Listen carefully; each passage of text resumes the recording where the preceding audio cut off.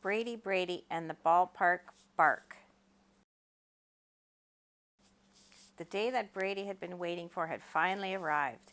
He grabbed his bat and glove and headed to the ballpark to meet his new baseball team. His dog, Hat-Trick, was excited too. He carried an old baseball in his mouth as he raced out the door with Brady.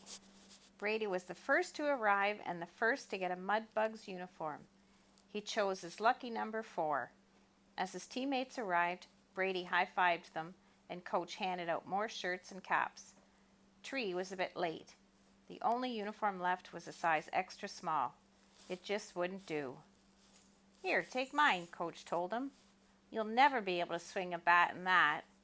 He put the extra small shirt in his sports bag. Everyone was happy until the practice started. Coach had them run bases to warm up. Hat-Trick ran too, but he got in the way and tripped Tess. They threw balls at the fence to improve their accuracy, but Hat-Trick swiped them all. No one had a chance to catch a single pop fly or grounder. Coach was watching. Brady, he called.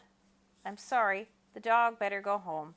He's a great fan, but he doesn't know much about baseball." Brady led Hat-Trick home, shut him in the house, and hurried back to the park in time for batting practice. Tess hit the ball into right field. Kev whacked his into left field. Brady was up next. He tied his laces in a double knot and headed toward home plate. He hit the dust off his cleats and took a practice swing. Coach tossed the ball and Brady swung the bat with all his might. Crack! The ball sailed over Freddie's head toward center field, landing just in front of the fence. Everyone cheered as Brady ran the bases. Next, Coach pitched the ball to Tree. He swung hard, but before the ball even crossed home plate. "That's okay, Tree," Brady called from the dugout. Coach pitched again. Tree swung, but after the ball crossed home plate. "You'll get it next time, Tree," Brady called out again, but Tree missed every pitch that Coach threw. "Don't worry, it's just a matter of timing," Coach explained to Tree as they walked to the dugout. "Opening day is coming up," he reminded his team. "Everyone has to be ready." Tree was sure that Coach was talking about him. "What am I going to do?" Tree said sadly, pulling his ball cap over his face. "I can't hit the ball to save my life." "I have a great idea," Brady said. "We have 1 week to make you into the best hitter ever." "We?" the kids said in unison. Brady told the kids his plan. "Meet me in my backyard. We have our work cut out for us," he said, winking at Tree. At home, Brady ran to the backyard shed. He gathered a garden glove, 2 pylons, and a burlap sack, and made a baseball diamond. Poor Hat-Trick barked to be let out, but Brady left him in the house so he wouldn't bother anyone. The kids showed up and took their places on the field. As it turned out, they weren't really needed. Tree stood over the burlap sack, swinging at every pitch Brady threw, but before or after the ball crossed the plate. Brady pitched until he thought his arm would drop off. Tree didn't hit a single ball. When it got dark, Brady grabbed some flashlights from the shed, and the kids took turns holding them.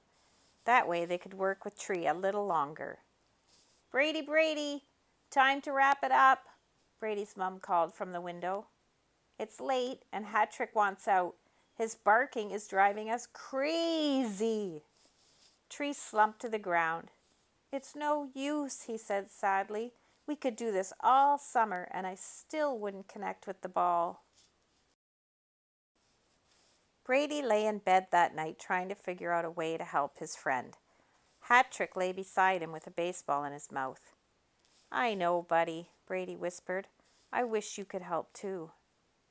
Brady set up the backyard again the next day. Tree arrived, dragging his bat behind him. "Maybe the bat's too short," Tess suggested. "Maybe he's holding it too tight," said Chester. "Maybe his shoes are on the wrong feet," added Kev.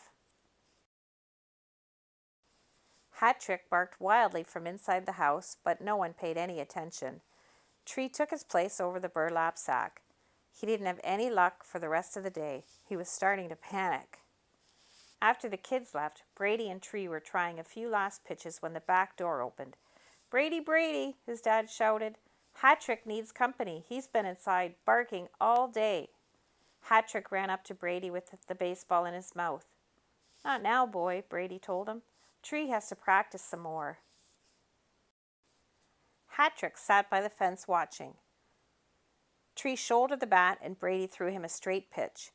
As the ball crossed the plate, Hat-Trick gave a sharp bark. Startled, Tree swung. Thwack! The ball sailed over the fence. Tree rubbed his eyes to make sure he hadn't imagined the incredible hit.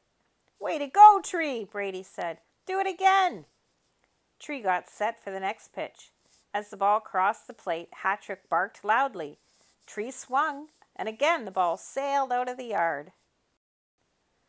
"What's gotten into you?" Brady asked. "I guess I owe it to you and all this practice," Tree said, beaming. "Oh, and Hat-Trick cheering me on." "That's it," Brady cried. "It is Hat-Trick. He's telling you when to swing." Brady put Hat-Trick in the house, then pitched to his friend, just like before. Tree went back to his old ways. Swing and a miss, swing and a miss. Brady called Hat-Trick back outside.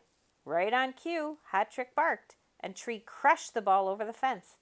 Tree and Hat-Trick sent ball after ball out of the yard. Timing was perfect. The season opener was tomorrow.